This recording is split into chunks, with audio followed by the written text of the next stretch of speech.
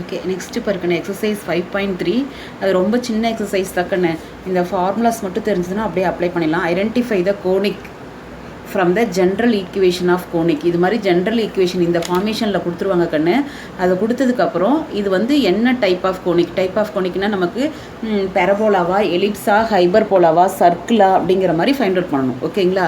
அப்போது நமக்கு பாருங்கள், இது கண்டிஷன் பாருங்கள். நமக்கு இது மாதிரி ஈக்குவேஷன்ஸ் கொடுத்துருப்பாங்க. இதில் a = c = 1, அதாவது இந்த ஏவும் சியும், அதாவது coefficient of x squared coefficient of y squared 1ன்னு இருக்கணும்.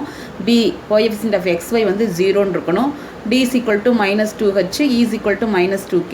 இது மாதிரி ஃபார்மேஷனில் இருந்தது அப்படின்னா நம்ம அதை என்னென்னு சொல்கிறோன்னா சர்க்கிள் அப்படின்னு சொல்கிறோம். ஓகேங்களா? ஏற்கனவே நான் சொல்லியிருக்கேன், அதாவது ஃபஸ்ட் எக்ஸசைஸ் சொல்கிறப்பயே ஒரு செகண்ட் டிகிரி ஈக்குவேஷனில் கோஎஃபிஷியன்ட் ஆஃப் எக்ஸ் ஸ்கொயர்டும் கோஎஃபிஷியன்ட் ஆஃப் ஒய் ஸ்கொயர்டும் ஈக்குவலாக இருக்கும். அதே மாதிரி கோஎஃபிஷியன்ட் ஆஃப் எக்ஸ் ஒய் வந்து 0வாக இருந்தாவே அது சர்க்கிள் தான். ஓகேங்களா? சரி, நெக்ஸ்ட் வந்து பாருங்கள், கோஎஃபிஷியன்ட் ஆஃப் எக்ஸ் ஒய் அதாவது b = 0, either a or b, c வந்து 0. ஒன்று b வந்து கன்ஃபார்மாக 0வாக இருக்கணும். அதுக்கப்புறம் ஏ இல்லைன்னா சி, இது ரெண்டில் ஏதாவது ஒன்று 0வாக இருந்தால் அதை நம்ம என்னென்னு சொல்கிறோம் அப்படின்னா பெரபோலா அப்படின்னு சொல்லிட்டு சொல்கிறோம். ஓகேங்களா? இந்த கண்டிஷன்ஸ் நீங்கள் படித்து வச்சுக்கணுக்கன்னு. a ≠ c, ஏவும் சியும் ஈக்குவலாக இருக்காது. a and c are the same sign, அதாவது நான் ஈக்குவலாக இருக்காது, பட் சைன் வந்து எப்படி இருக்குன்னா சேம் சைனாக இருந்தால் எலிப்ஸ். ஓகேங்களா? அதுவே டிஃப்ரெண்ட் சைனாக இருந்தால் ஹைபர்போலா. ஏவும் சியும் not equal and a and c are opposite sign. அப்படி இருந்தால் நம்ம என்ன சொல்கிறோன்னா பெரபோலா அப்படின்னு சொல்லிட்டு சொல்கிறோம். ஓகேங்களா? அடுத்து நெக்ஸ்ட்டு பாருங்கள், a = c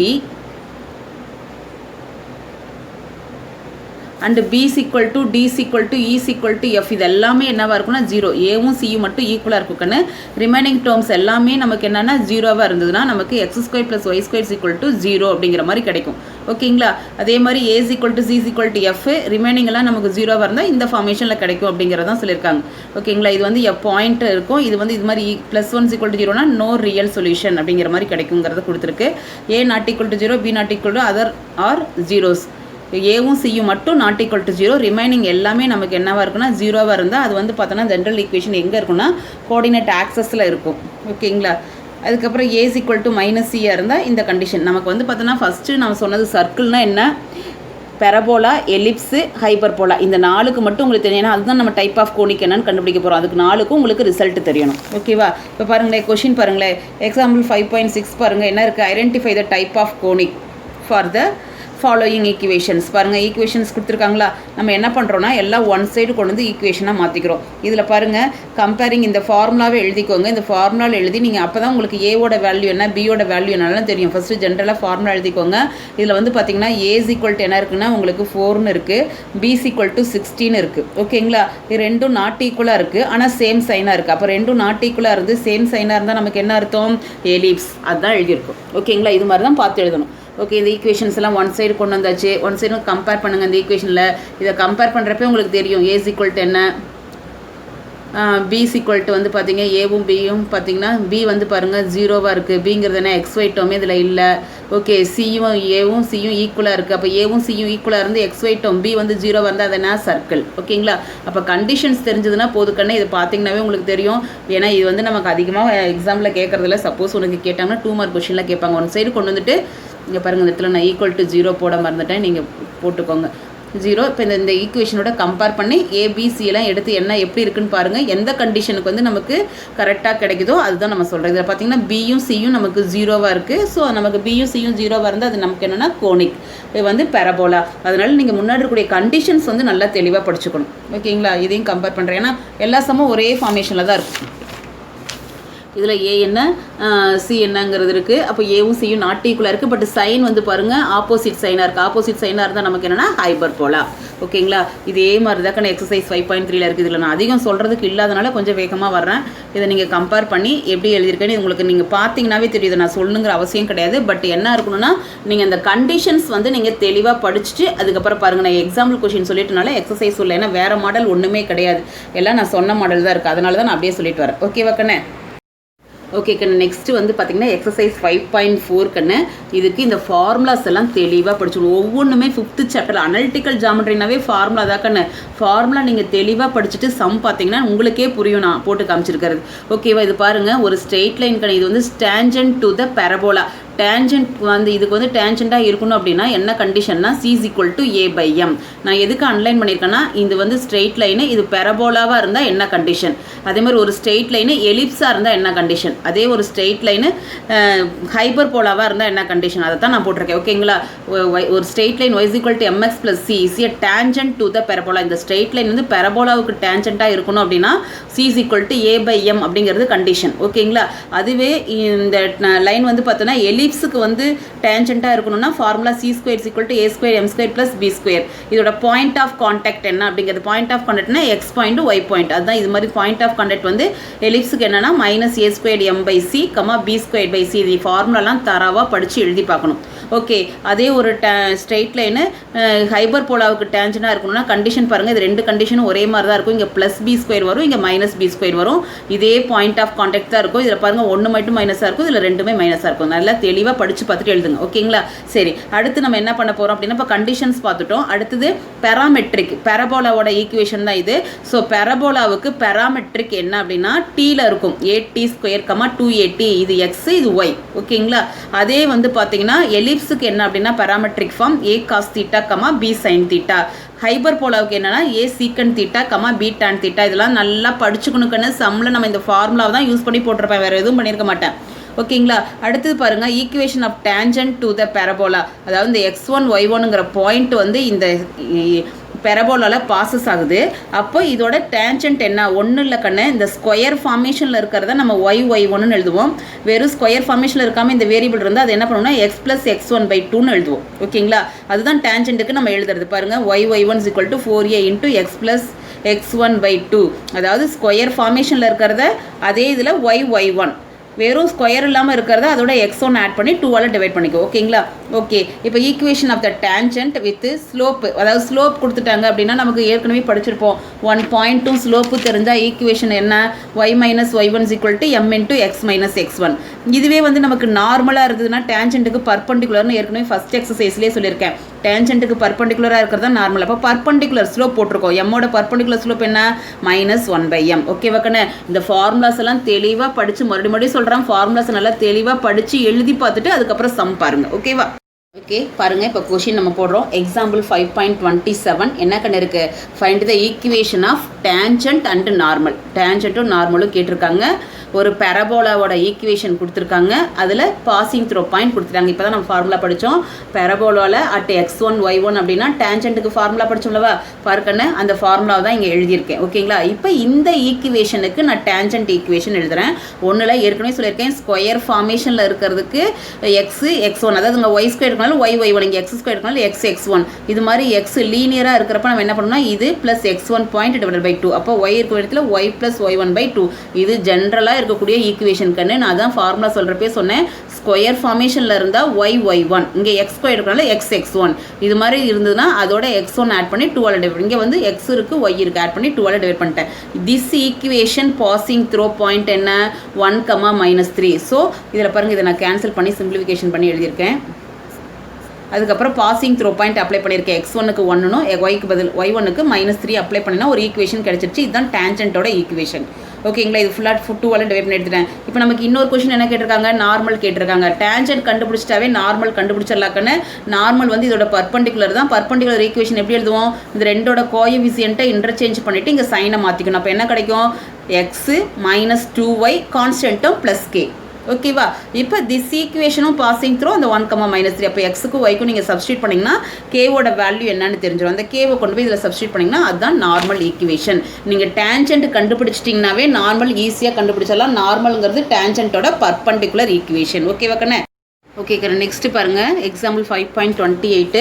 இதில் என்ன கேட்டிருக்காங்கன்னா, find the equation of tangent and normal. இதுலேயும் டேஞ்சன்ட் நார்மல் தான் கேட்டிருக்காங்க. ஆனால் எதுக்கு கண்ணு, எலிப்ஸுக்கு. ஓகேங்களா, இதில் பாருங்கள், when θ is equal to π/4 இது மாதிரி தீட்டாவோ டீயோ கொடுத்துட்டாங்கன்னா பெராமெட்ரிக் ஃபார்ம் அப்படின்னு அர்த்தம். ஓகேங்களா, அப்போ எலிப்ஸுக்கு பெராமெட்ரிக் ஃபார்ம் தெரியுமளவா, அதை யூஸ் பண்ணி நம்ம போடணும்னு அர்த்தம். ஓகே, ஃபஸ்ட்டு எலிப்ஸை வந்து நம்ம பார்த்தோன்னா இதிலிருந்து நமக்கு ஏவோட வேல்யூ என்ன, பியோட வேல்யூ என்னன்னு கண்டுபிடிக்கணும். ஏன் அப்படின்னா நமக்கு பெராமெட்ரிக் ஃபார்ம் எலிப்ஸுக்கு என்னன்னா A cos θ, B sin θ.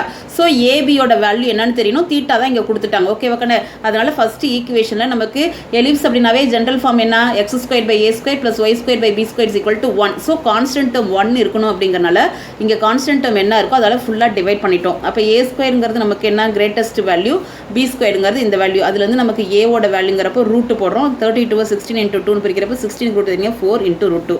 அதே மாதிரி பி ஸ்கொயர் ஈக்குவல் டு 8, அதுக்கு நான் ரூட்டு கண்டுபிடிச்சு போட்டிருக்கேன். ஓகேங்களா?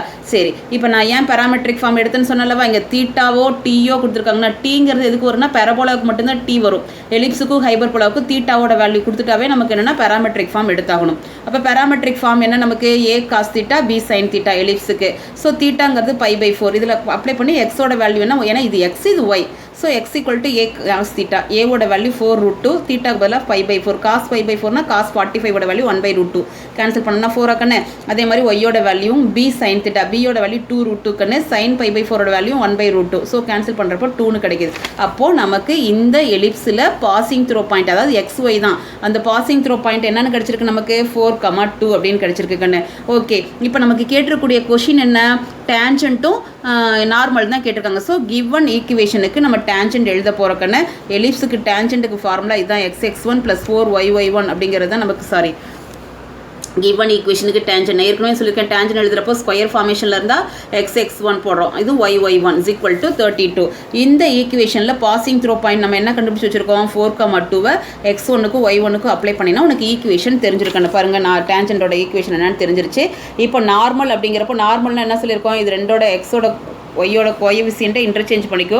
அப்போ இங்கே என்ன கிடைக்கும், 2x வரும், இங்கே y வரும், இந்த சைனை மாத்திரப்போ -y கிடைக்கும். அப்போ 2x - y கான்ஸ்டன்ட் டேர்மாக ப்ளஸ் கேன்னு போட்டுக்கோங்க. அதுதான் நார்மலோட ஈக்குவேஷன். இது நம்ம 10th படிச்சிருக்கிறது தான். இந்த ஈக்குவேஷன்லேயும் அதே பாயிண்ட் தான் பாசஸ் ஆகும். பாசஸ் பண்ணிங்கன்னா எக்ஸ் ஒய்க்கு சப்ஸ்டியூட் பண்ணுறப்போ கேவோட வேல்யூ தெரிஞ்சிருக்கேன்னு, அகைன் கேவோட வேல்யூ இதில் கொண்டு போய் சப்ஸ்டியூட் பண்ணிங்கன்னா அதுதான் நார்மலோட ஈக்குவேஷன். ஓகேவா? ஓகே, பாருங்கள், எக்ஸசைஸ் 5.4ல் first question, find the equations of the 2 tangent. இதில் வந்து நம்ம 2 டேன்ஜென்ட்டோட ஈக்குவேஷன் கண்டுபிடிக்க போகிறோம். That can be drawn from 5,2 to the ellipse. அதாவது அந்த நம்ம ட்ரா பண்ணக்கூடிய அந்த டேன்ஜென்ட்டில் இந்த பாயிண்ட் வந்து பாசஸ் ஆகுது, எலிப்ஸ் கொடுத்துருக்காங்க. ஓகேவா? அப்போ ஃபஸ்ட்டு எலிப்ஸை வந்து நம்ம என்ன பண்ணிக்கலாம், general form x² / a² + y² / b² = 1ங்கிற ஃபார்மேஷன் எழுதிட்டோமா. அப்போ 14 டிவைட் பண்ணுறப்ப கிடச்சிருச்சு. இதில் a² வேல்யூ என்ன, b² வேல்யூ என்னன்னு எடுத்துக்கிட்டேன். இந்த இடத்துல நம்ம வந்து பேராமெட்ரிக்லாம் எதுவும் எடுக்கக்கூடாது. அப்போ டேன்ஜென்ட் அப்படிங்கிறப்போ ஒரு ஸ்ட்ரெயிட் லைன் வந்து டேன்ஜென்ட்டாக இருக்கணும் எலிப்ஸுக்கு. அப்படின்னா என்ன condition, c² = a² m² + b²ங்கிறது condition. ஓகேவா கண்ணே? இதில் நான் ஃபஸ்ட்டு சியோட வேல்யூ கண்டுபிடிக்கிறேன். எனக்கு சியோட வேல்யூ தெரியாது, எம்மோட வேல்யூவும் தெரியாது. ஆமாங்களா? அப்போ c² = a² வேல்யூவும் b² வேல்யூ அப்ளை பண்ணியிருக்கேன். அப்போ சி மட்டும் வேணா நான் ரூட் எடுத்திருக்கேன். இப்போ ரூட் எடுக்கிறப்போ +or - √7m² + 2 அப்படின்னு கிடச்சிருக்கு. ஓகேங்களா? இப்போ டேன்ஜென்ட் ஈக்குவேஷன் y = இந்த இடத்துல கொண்டு போய் நான் என்ன பண்ணுறேன்னா இந்த சிக்கு பதிலாக வேல்யூ அப்ளை பண்ணியிருக்கேன்.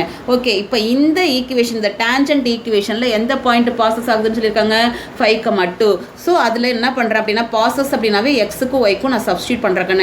அப்போ 2 = 5 × m, இந்த சைடு 7m² ப்ளஸ், ஓகே, இது வந்து இந்த 5m இந்த சைடு வரப்போ -5m மாறிடும். இப்போ ரெண்டு பக்கமும் நான் அந்த ரூட்டை ரிமூவ் பண்ணுறதுக்காக ஸ்கொயர் பண்ணுறேன். இப்போ இது ஹோல் ஸ்கொயர் வரும், இந்த ஸ்கொயர் ரூட் ரிமூவ் ஆயிரும். இங்கே a - b² ஃபார்மேஷனில் எக்ஸ்பிளைன் பண்ணியிருப்பேன். அப்போ a - b²ங்கிறப்போ a² + b² - 2ab இந்த சைடு இருக்குது. இதெல்லாம் ஒன் சைடு கொண்டு வந்துட்டாங்கன்னா ஒன் சைடு கொண்டு சிம்பிளிஃபிகேஷன் பண்ணுறப்போ எனக்கு 18m² - 20m + 2 = 0ன்னு கிடைக்குது. இதை ஃபுல்லாக நமக்கு 2 டேபிளில் டிவைட் பண்ண முடியும். டிவைட் பண்ணிட்டேன்.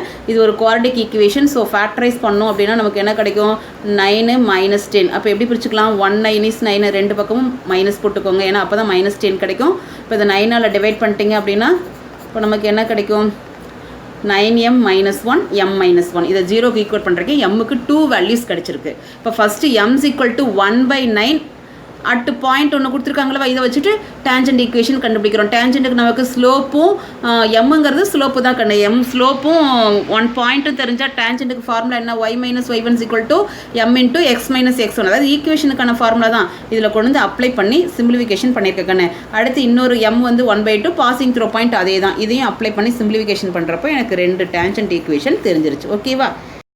ஓகே கண்ணா, செகண்ட் கொஷின் பாருங்கள். Find the equations of the tangent. இதுலேயும் ஈக்குவேஷன்ஸ் கேட்டிருக்காங்க. எதுக்கு? ஹைபர்போலாவுக்கு. விச் பேரலல் டு, பேரலல் அப்படின்னு கொடுத்துட்டாவே, பேரலல் பர்பண்டிகுலர்னு கொடுத்துட்டாவே நம்ம ஸ்லோப் கண்டுபிடிச்சிக்கலாம் கண்ணு. ஒரு ஸ்ட்ரெயிட் லைனுக்கு ஸ்லோப் கண்டுபிடிக்கிறதுக்கு ஃபார்முலா நீங்கள் 10th படிச்சிருப்பீங்க.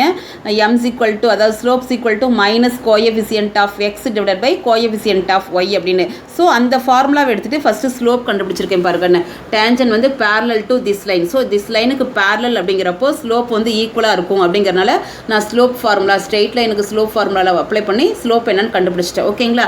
இப்போ கிவனில் கொடுத்துருக்கூடிய ஹைபர்போலாவை எடுத்து எழுதிட்டா. அப்போ இதில் a square is equal to 16, b square is equal to 64.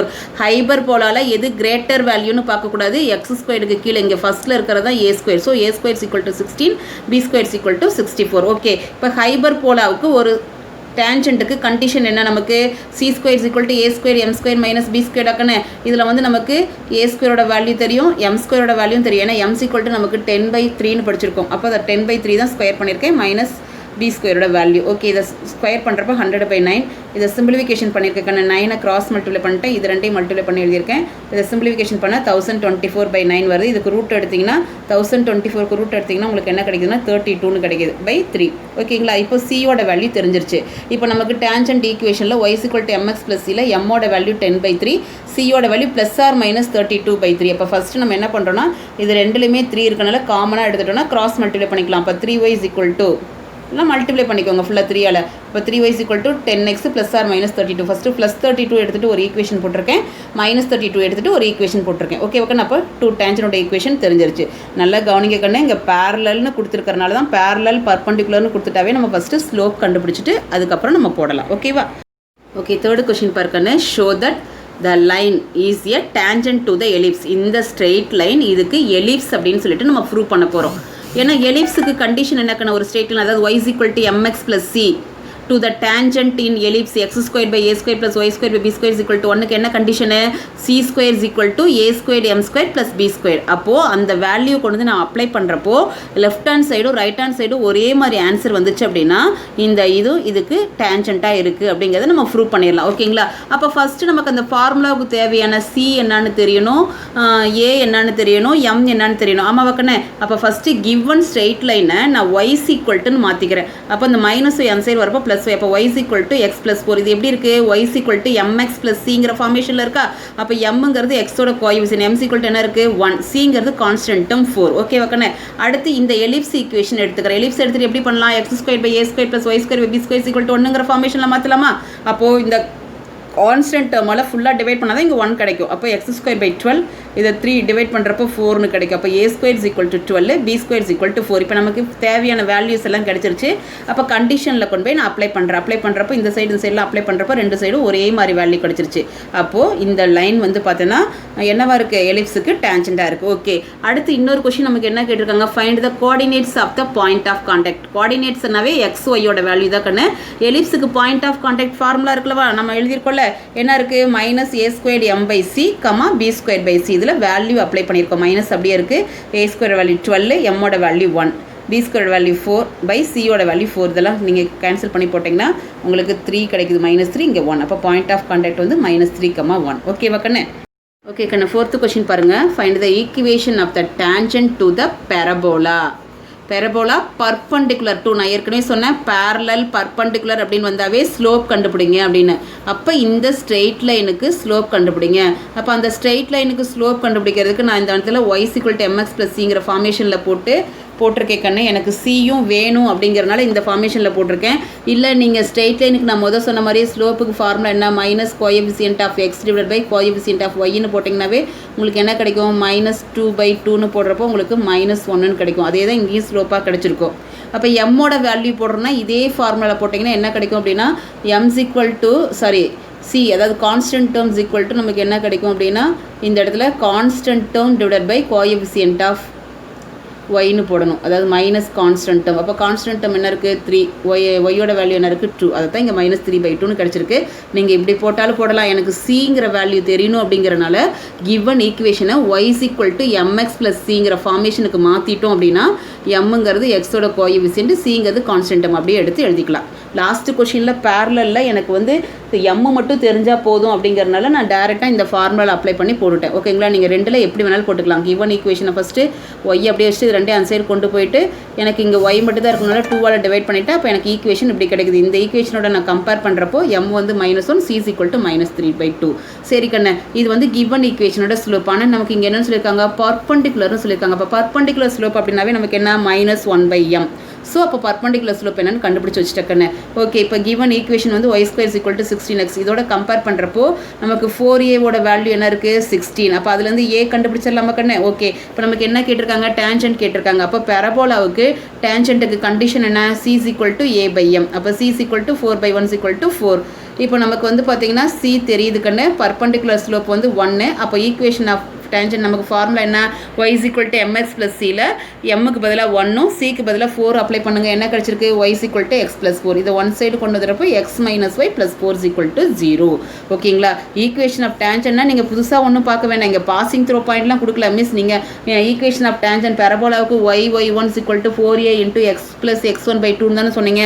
ஆனால் இங்கே இப்படி போட்டிருக்கீங்களே, அங்கே வந்து at x1, y1 passing through point கொடுத்துருப்பாங்க. இங்கே பாசிங் த்ரோ பாயிண்ட் கொடுக்கல.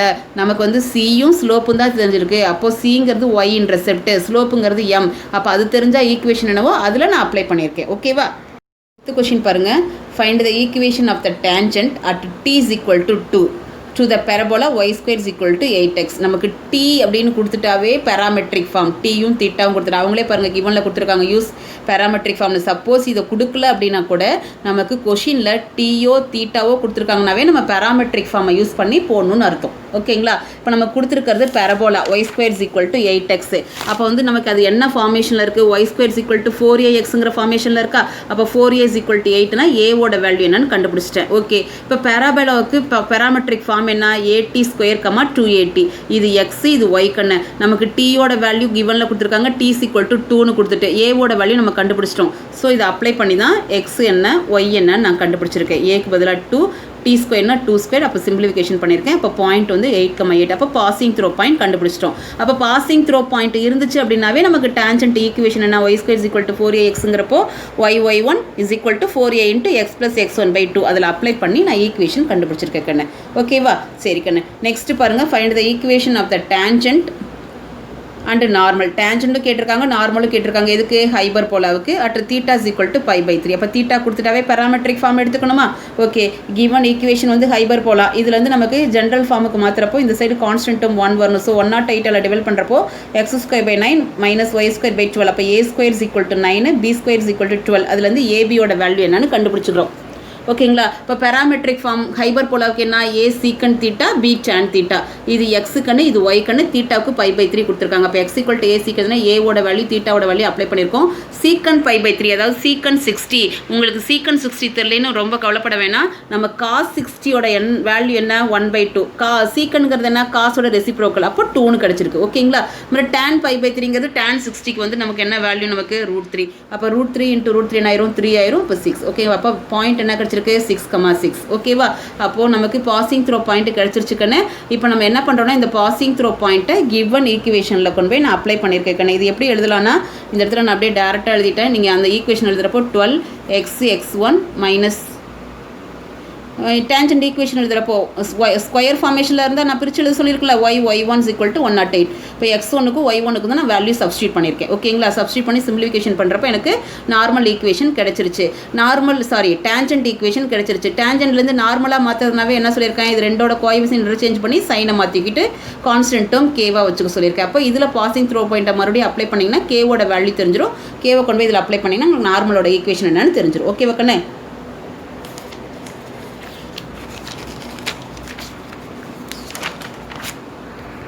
ஓகே கண்ணு, அடுத்து 7th கொஷின் பாருங்கள். Prove that the point of intersection of the tangent at T1 and T2, அதாவது இந்த 2 பாயிண்டில் இன்டர்செக்ட் பண்ணிக்குது. ஓகேங்களா, அண்ட் த பேரபோலா. ஓகே, இப்போ y square is equal to 4axங்கிற பேரபோலா வந்து இது பண்ணிக்குது அப்படின்னா இன்டர்செக்ட் பண்ணிக்குதுன்னா நமக்கு இது வந்து ப்ரூவ் பண்ண சொல்லியிருக்காங்க. இது எக்ஸோட வேல்யூ, இது ஒய்யோட வேல்யூ. ஓகேங்களா? ஃபஸ்ட்டு பேரபோலா T1ங்கிற பாயிண்ட்டில் இன்டர்செக்ட் பண்ணிக்குது, அடுத்து T2ங்கிற பாயிண்ட்டில் இன்டர்செக்ட் பண்ணிக்குது. ஓகேவா கண்ணு? இப்போ நமக்கு equation of tangent to parabola at T, ஏன்னா இங்கே Tயில் கொடுத்துருக்கனால நம்ம Tயில் எழுதுறப்போ இந்த இடத்துல நமக்கு என்ன ஃபார்முலா, இது ஃபார்முலா இருக்குது கண்ணு. Tயில் வந்து பார்த்தோன்னா டேஞ்சன்ட்டுக்கு என்ன ஃபார்முலானா yt is equal to x plus a t square அப்படிங்கிறது நமக்கு டேஞ்சன்ட்டோட ஃபார்முலா கண்ணு. இது நம்ம புக்கில் இருக்குது, நான் இங்கே எழுதுகிறேன், நீங்கள் புக்கில் பார்த்தீங்கன்னா தெரியும். ஓகேங்களா? T வச்சுட்டு நமக்கு டேஞ்சனோட ஃபார்முலா. இதில் வந்து ஃபஸ்ட்டு நமக்கு T1ங்கிற பாயிண்ட் எடுக்கிறப்போ இந்த இடத்துல YT1 கிடைக்கும். இங்கே T இருக்கும் இடத்துல நான் T1 அப்ளை பண்ணியிருக்கேன். அடுத்து T2ன்னு போடுறப்போ T இருக்கும் இடத்துல T2ன்னு அப்ளை பண்ணியிருக்கேன். இந்த ரெண்டு ஈக்குவேஷனையும் நான் சால்வ் பண்ணி X என்ன Y என்னன்னு கண்டுபிடிக்கணும். ஓகேங்களா? இப்போ இதை நம்ம டேரெக்டாக மைனஸ் பண்ணுறப்பயே என்ன ஆயிரும்? எக்ஸும் கேன்சல் ஆயிருங்களா? இங்கே பாருங்கள் மைனஸ் பண்ணியிருக்கேன். YT1 மைனஸ் YT2 இதிலேருந்து இதை மைனஸ் பண்ணியிருக்கேன். செகண்ட் ஒன்லேருந்து ஃபஸ்ட் ஒன்னை மைனஸ் பண்ணுறப்போ YT2 minus YT1 is equal to X minus பாருங்கள் இதிலேருந்து போட்டு அதுக்கப்புறம் மைனஸாக போட்டிருக்கேன். Plus X minus X cancel ஆயிரும். ரெண்டுலேயும் ஒய்யை காமனாக எடுத்துட்டேன்னு இதுலேருந்து நமக்கு T2 மைனஸ் T1 இருக்குது. இங்கே T2 square minus T1 square. இது பார்க்குறதுக்கு A square minus B square ஃபார்மேஷனில் இருக்கனால A plus B into A minus B ரெண்டு பக்கம் கேன்சல் ஆயிரும். அப்போ Y is equal to A into T2 plus T1. இதை கொண்டு போய் ஈக்குவேஷன் 1ல் கொண்டு போய் நான் சப்ஸ்டியூட் பண்ணுறேன். 1ல் சப்ஸ்டியூட் பண்ணுறேன். ஒய்க்கு பதிலாக சப்ஸ்டியூட் பண்ணியிருக்கேன்னு அதுக்கப்புறம் இது உள்ளே கொண்டு போய் மல்டிப்ளை பண்ணியிருக்கேன். மல்டிப்ளை பண்ணுறப்போ இந்த AT1ஐயும் சேர்த்து multiply AT1 T2 AT1 square. அதே மாதிரி இந்த சைடு A அப்படியே இருக்குது. இந்த AT1 ஸ்கொயர் கேன்சல் ஆகிறப்போ x equal to AT1 T2. அதுதான் ப்ரூவ் பண்ண வேண்டிய ஆன்சர். எக்ஸுக்கு ஒய்க்கும் நமக்கு வேல்யூ தெரிஞ்சிருச்சு. ஓகேங்களா? ஓகே பார்க்கணும். 8th question. If the normal at the point T, last கொஷினில் டேஞ்சன்ட் கொடுத்துருந்தாங்க, இப்போ நார்மல் அட் T. அப்போ Tயில் நார்மலுக்கு ஈக்குவேஷன் இருக்குது கண்ணு. அண்ட் எதுக்கு? பெரபோலாவுக்கு. meets the parabola again at the point T2. First T1ங்கிற பாயிண்டில் நமக்கு நார்மலோட ஈக்குவேஷன் எழுதிட்டு again அந்த ஈக்குவேஷன் எந்த பாயிண்டில் மறுபடியும் மீட் பண்ணிக்குது? T2ங்கிற பாயிண்டில் மீட் பண்ணிக்குது. ஓகேவா? அப்போ then prove that this result T2 is equal to minus of T1 plus 2 by T1ன்னு சொல்லியிருக்காங்க. ஓகே, இப்போ பாருக்கண்ணே, நமக்கு first equation of normal to the parabola at T. நார்மலோட ஈக்குவேஷன் என்ன? y plus xt is equal to atq plus 2at அப்படிங்கிறது நார்மலோட equation at Tங்கிற பாயிண்டில். இதுவும் formula தான். ஓகே, ஃபஸ்ட்டு நமக்கு என்ன பண்ணுறோம் அப்படின்னா இந்த ஈக்குவேஷன் T1ங்கிற பாயிண்டில் என்ன அப்படிங்கிறத போட்டிருக்கோம். அப்போ எக்ஸுக்கு பதிலாக T1 பதிலாக T1 அப்ளை பண்ணியிருக்கேன். ஓகேவா? அதுக்கப்புறம் என்ன சொல்லியிருக்காங்கன்னா இந்த நார்மல் ஈக்குவேஷன் ஒரு பாயிண்டில் மீட் பண்ணிக்குதுன்னு சொல்லியிருக்காங்க. எந்த பாயிண்டில்? T2ங்கிற பாயிண்டில் மீட் பண்ணிக்குது. அப்போ பாயிண்ட் அப்படின்னாவே நமக்கு என்ன? XY. ஓகேவா? அப்போ XY அப்படிங்கிறப்போ நமக்கு இதில் Tயில் இருக்கிறனால பாயிண்ட் ஆஃப் கான்டாக்ட் என்ன? பாயிண்ட் ஆஃப் கான்டாக்ட் பேராமீட்டரில் நமக்கு சொல்ல போகிறோம். இப்போ பேராமீட்டரில் பேரபோலாவுக்கு பாயிண்ட் ஆஃப் கான்டாக்ட் என்ன அப்படின்னா AT ஸ்கொயர் 2AT. அப்போ இந்த பாயிண்டில் தான் மீட் பண்ணிக்குது. அப்போ மீட் பண்ணுறப்போ எக்ஸுங்கிறது AT ஸ்கொயர், ஒய்ங்கிறது 2AT. Tங்கிற பாயிண்டில் மீட் பண்ண அங்கே என்ன இருக்குது? T2. அப்போ என்ன கிடைக்கும்? X equal to AT2 square, y is equal to 2AT2. அதான் எழுதியிருக்கேன். இப்போ இந்த பாயிண்ட்டை இந்த ஈக்குவேஷனில் கொண்டு போய் எக்ஸுக்கும் ஒய்க்கும் நான் சப்ஸ்டியூட் பண்ணி சிம்பிளிஃபிகேஷன் பண்ணியிருக்கேன். அப்போ ஒய்யோட வேல்யூ 2AT2, இங்கே எக்ஸுக்கு பதிலாக AT2 ஸ்கொயர், இந்த இடத்துல A இருக்குது, T1 கியூப் அப்படியே இருக்குது, 2AT1. இந்த சைடு எதுவுமே அப்ளை பண்ணல. அடுத்தது நான் என்ன பண்ணியிருக்கேன் அப்படின்னா இந்த ஏவை ஒன் சைடு கொண்டு போயிட்டேன், இந்த 2AT1 இந்த சைடு கொண்டு வந்துட்டேன். ரெண்டு பக்கமும் 2Aவை காமன் இடத்துல T2 மைனஸ் T1, இந்த இடத்துல ஏவும் காமனாக இருக்குது, T1ம் காமனாக இருக்குது. எடுத்துட்டோம்னா T2 square minus T1 square. இது பார்க்கறதுக்கு A square minus B square ஃபார்முலாவில் A plus B into A minus B. அப்போ T2 minus T2 minus 1 cancel ஆயிரும். இந்த ஏவும் கேன்சல் ஆயிரும். ரிமைனிங் வந்து இங்கே 2 இருக்குது. இங்கே minus T1 into T2 plus T1. இந்த மைனஸ் T1 மல்டிப்ளிகேஷன் சைடு வரப்போ டிவிஷன். இப்போ T2 ப்ளஸ் T1 இருக்கிறப்போ நமக்கு T2 தான் கேட்டிருக்காங்க. அப்போ இந்த ப்ளஸ் T1 சைடு வரப்போ மைனஸ் T1. அப்போ நம்ம என்ன பண்ணுறோம் அப்படின்னாக்கண்ணே ரெண்டுலேயும் மைனஸ் இருக்கனால மைனஸாக காமனாக எடுத்துட்டோம்னா 2/T1 ப்ளஸ் T1. இதுதான் ப்ரூவ் பண்ண சொல்லியிருக்காங்க. ஓகேவா? நல்லா தெளிவாக பாருங்கள். ஏதாவது டவுட்டாக இருந்தால் என்கிட்ட